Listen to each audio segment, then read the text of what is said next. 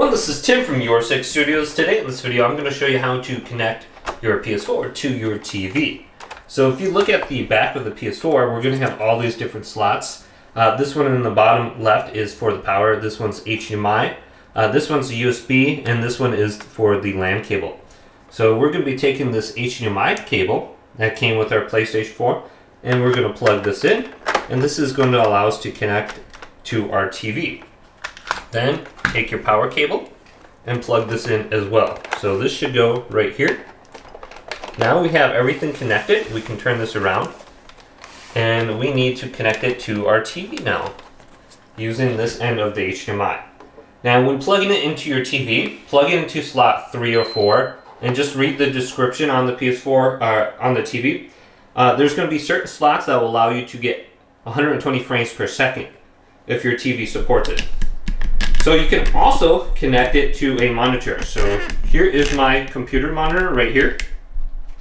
Many of these computer monitors have HDMI slots on the back. You can kind of see, so I have 2 HDMI slots and a display port, which is a different connection type. So all I have to do is plug it into there. And you're going to want to count down the slots. So you got the top slot, so that's 1, 2, and 3 or 4. So plug it into slot 3 or 4. On most brands, that is going to be the higher frame rate, higher hertz, different modes. Then we can just turn on our PlayStation. So if you press this button, the top button on your PlayStation with the original model, this will turn it on. So you'll know it's on when the light is blue. Now we can place that down.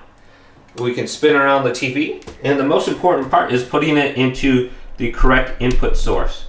So if I plugged into slot 3, I want to go to input number 3. So on my monitor, I have to press the button down here, then go to input, could be called sources 2 on your TV.